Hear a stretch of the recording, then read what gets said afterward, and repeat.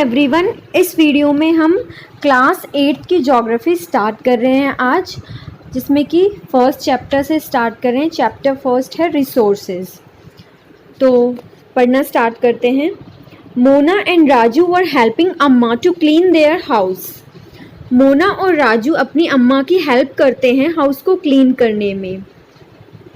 मोना कहती है, look at all these things, ये सभी चीज़ें देखो, clothes, utensils, food grains, combs, bottle of honey, books, इन सभी का कुछ ना कुछ यूज़ है। तब अम्मा कहती है, इसीलिए ये हमारे लिए इम्पॉर्टेंट है, ये रिसोर्सेज हैं। What is a resource? Raju ये क्वेश्चन अम्मा से पूछता है। अम्मा रिप्लाई करती है, जो भी हम अपने आसपास देखते हैं, ऑब्जर्व करते हैं, तब आप आइडेंटिफाई कर पाएंगे कि कितने टाइप्स के रिसोर्सेज हैं। जैसे कि the water you drink when you are thirsty, जब आपको प्यास लगती है तो जो पानी आप पीते हो वो भी रिसोर्स है। जो इलेक्ट्रिसिटी आप अपने घर में यूज़ करते हो, जो रिक्शा का आप यूज़ करते हो स्कूल से घर आने के लिए, टेक्स्ट बुक जो आप पढ़ने के लिए इस्तेमाल करते हो, ये सभी चीज़ें रिसोर्सेज हैं।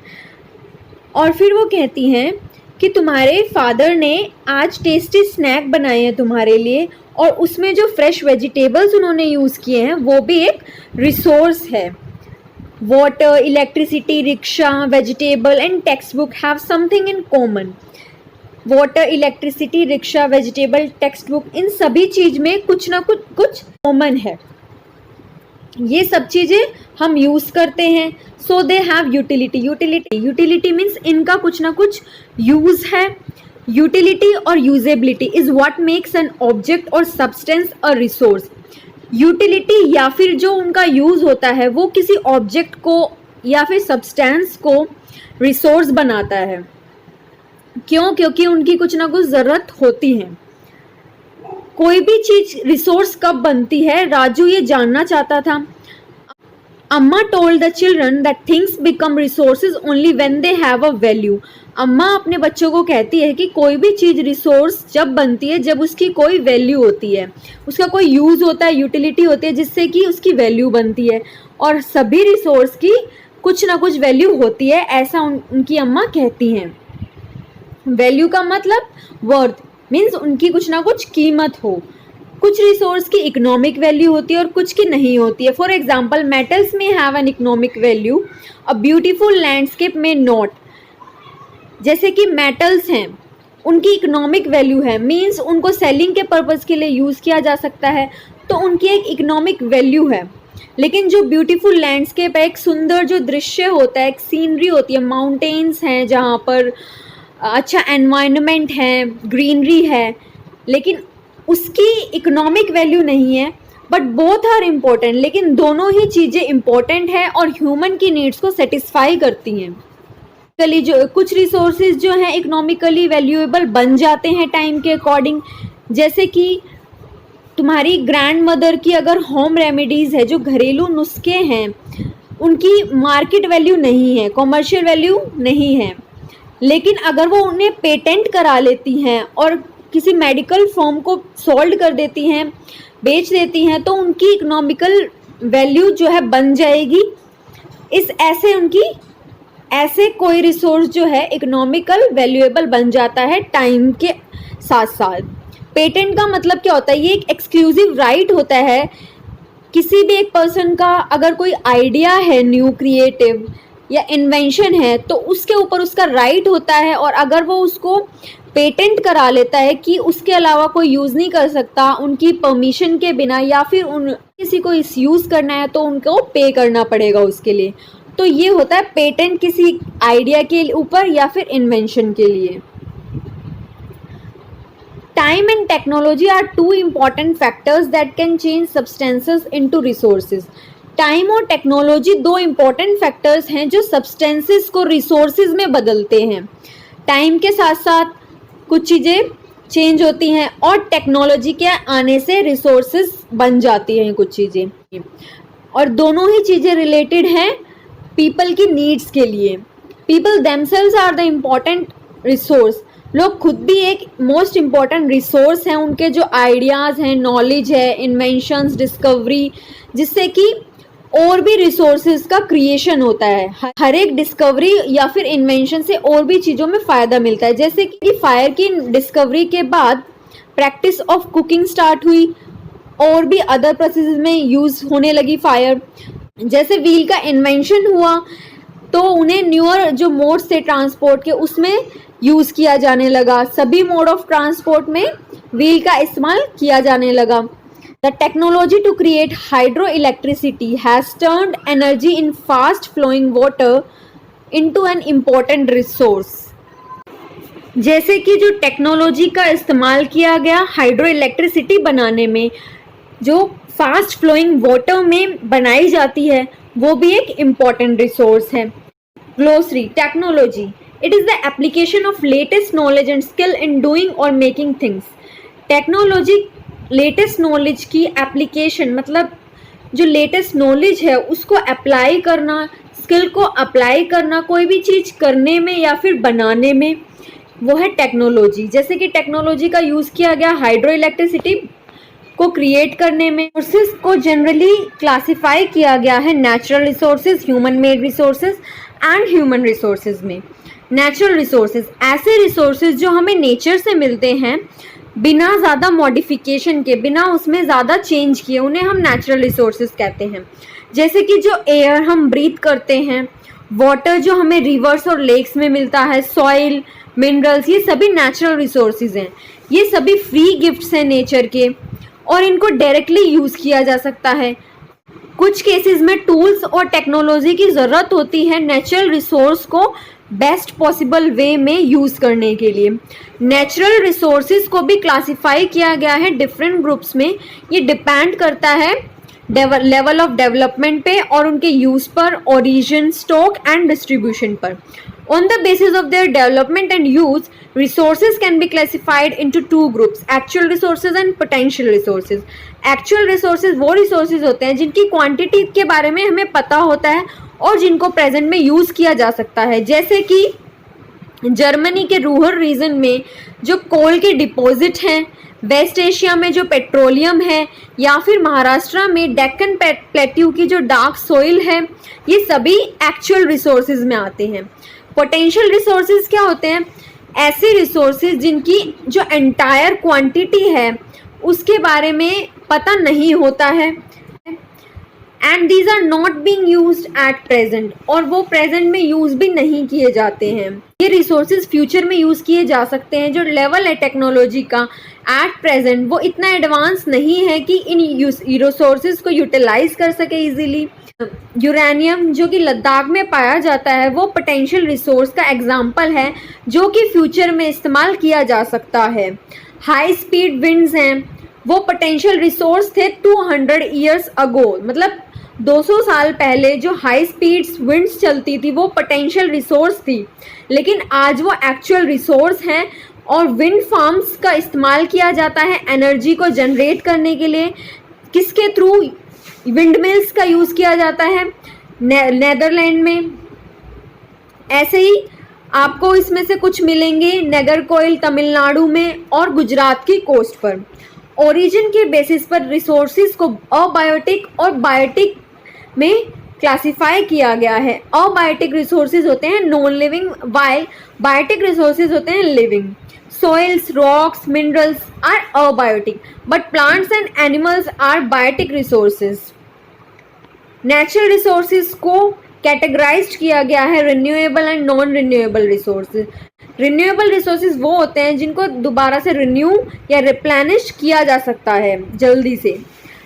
सम of these are unlimited and are not affected by human activities. इसमें से कुछ तो हैं जो है अनलिमिटेड हैं और ह्यूमन एक्टिविटीज़ से उनको अफेक्ट नहीं पड़ता है, जैसे कि सोलर एंड विंड एनर्जी, क्योंकि सोलर एनर्जी हमें सन से मिलती है, विंड एनर्जी हवाएं भी चलती हैं। जबकि जो केयरलेस यूज़ होता है कुछ रिन्यूएबल रिसोर्सेज का, जैसे कि वाटर है, सॉइल, फॉरेस्ट, इससे है स्टॉक पर इफेक्ट पड़ता है। वाटर अनलिमिटेड रिन्यूएबल रिसोर्स है, लेकिन फिर भी जो है शॉर्टेज और नेचुरल वाटर रिसोर्सेज के सूख जाने की वजह से इसमें ये वर्ल्ड के कई सारे पार्ट्स में एक मेजर प्रॉब्लम बन गई है वाटर शॉर्टेज। तो हमें वाटर का इस्तेमाल ठीक से करना चाहिए, जब ज़रूरत हो तभी हमें वाटर का इस्तेमाल करना चाहिए, उसे वेस्ट नहीं करना चाहिए, क्योंकि क्लीन ड्रिंकिंग वाटर इतना अवेलेबल नहीं है। स्टॉक ऑफ रिसोर्सेज का मतलब क्या है? अमाउंट ऑफ रिसोर्सेज जो अवेलेबल है यूज़ के लिए। नाउ नॉन रिन्यूएबल रिसोर्सेज, ये ऐसे रिसोर्सेज होते हैं जिनका लिमिटेड स्टॉक होता है, मतलब सीमित ही ये स्टॉक होता है।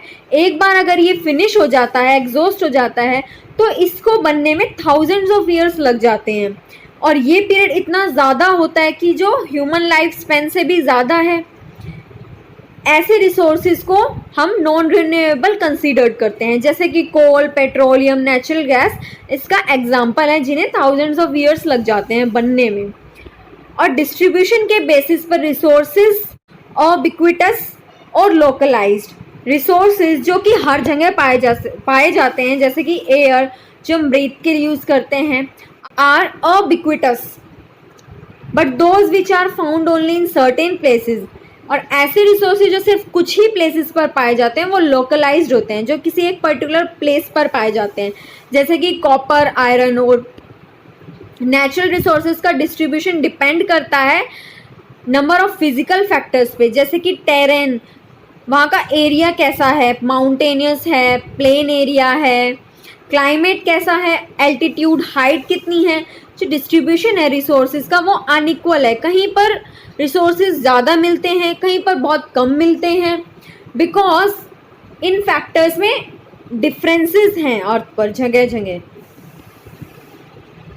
ह्यूमन मेड रिसोर्सेज, कभी कभार जो नेचुरल सब्सटेंसेस होते हैं वो रिसोर्सेज तब बनते हैं जब उनकी जो ओरिजिनल फॉर्म है उसको चेंज किया जाए, तभी वो एक रिसोर्सेज बन पाते हैं। जैसे कि आयरन ओर की बात करें, वो तब तक एक रिसोर्स नहीं बनता है जब तक लोगों ने उससे आयरन एक्सट्रैक्ट करना नहीं सीखा था। जब उससे आयरन एक्सट्रैक्ट किया गया, मतलब आयरन बनाया गया आयरन ओर से, तब वो एक रिसोर्स बन गया। लोग इस नेचुरल रिसोर्स को यूज़ करते हैं बिल्डिंग्स में, ब्रिजेस बनाने में, रोड्स, मशीनरी, व्हीकल्स में। इन्हें हम ह्यूमन मेड रिसोर्सेज कहते हैं। Technology is also a human made resource, technology भी ह्यूमन मेड रिसोर्स है। जब मोना ऐसा कहती है कि लोग नेचुरल रिसोर्सेज का इस्तेमाल करते हैं ह्यूमन मेड रिसोर्सेज बनाने के लिए, तब राजू कहता है yes. Do you know human resource refer to the number and abilities of the people. Human resource क्या है? नंबर, क्वांटिटी या फिर एबिलिटीज़, मेंटल या फिर फिजिकल जो एबिलिटीज़, क्षमता होती हैं किसी पर्सन की, वो एक ह्यूमन रिसोर्स है। जबकि अलग अलग व्यूज़ होती हैं कि ह्यूमंस को एज अ रिसोर्स कैसे ट्रीट किया जाए। एबिलिटीज़ जो होती हैं ह्यूमंस की, जो कि हेल्प करती हैं फिजिकल मटेरियल को एक वैल्यूएबल रिसोर्स बनाने में।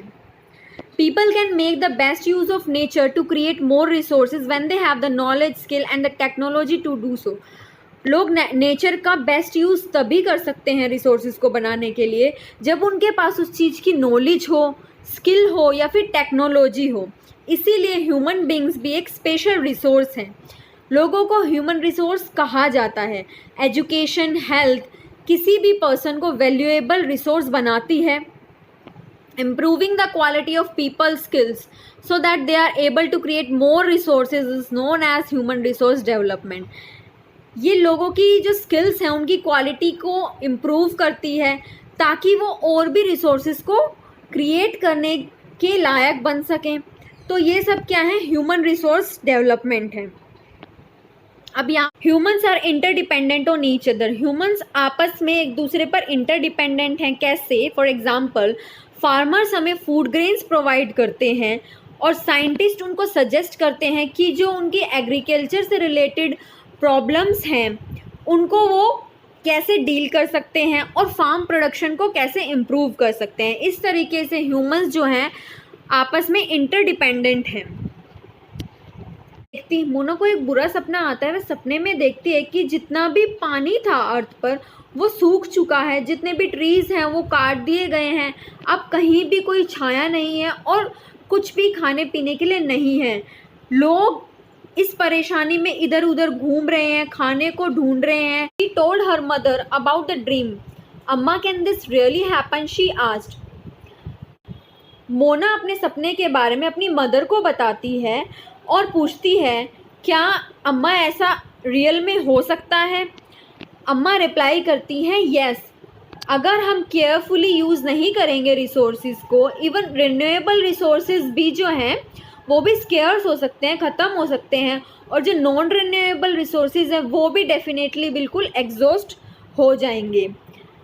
तब राजू पूछता है, तो हम इसके लिए क्या कर सकते हैं?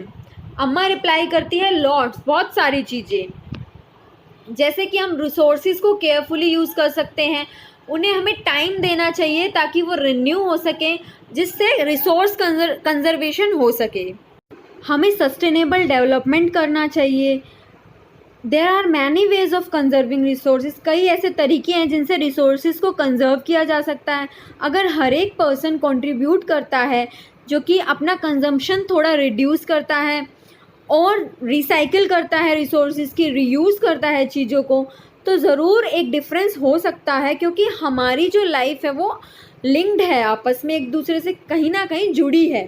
सस्टेनेबल डेवलपमेंट मीन्स हमें रिसोर्सेज को केयरफुली यूज़ करना चाहिए। प्रेजेंट में हमें उन्हें उस तरीके से यूज़ करना चाहिए कि फ्यूचर जनरेशन के लिए भी वो बच सके, ताकि फ्यूचर में भी उन्हें यूज़ किया जा सके। ऐसा ना हो कि अभी सब कुछ एग्जॉस्ट कर दें रिसोर्सेज को। That evening, the children and their friends made packets and shopping bags out of old newspaper, discarded clothes and baskets from bamboo sticks. उस शाम को बच्चे और उनके फ्रेंड्स पैकेट्स और शॉपिंग बैग्स बना रहे थे पुराने न्यूज़पेपर से, जो ख़राब हुए क्लॉथ्स हैं उनसे बास्केट्स बना रहे थे वो बैम्बू स्टिक्स से। मोना कहती है कि हम इनमें से कुछ जो है सभी फैमिली को हम देंगे जिन्हें हम जानते हैं। Is good after all, it is for a very good cause, said Mustafa, to save our resources and to keep our earth alive.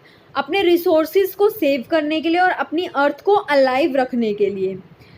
जैसी कहती है, I am going to be very careful not to waste paper. मैं ये चीज़ों का ध्यान रखूँगी कि मैं पेपर को वेस्ट नहीं करूँगी। वो एक्सप्लेन करती है कि बहुत सारे ट्रीज़ को कट किया जाता है पेपर बनाने के लिए, इसीलिए वो ध्यान रखेगी कि वो पेपर को वेस्ट ना करे। Shouted Mustafa, I will see that electricity is not wasted in my house.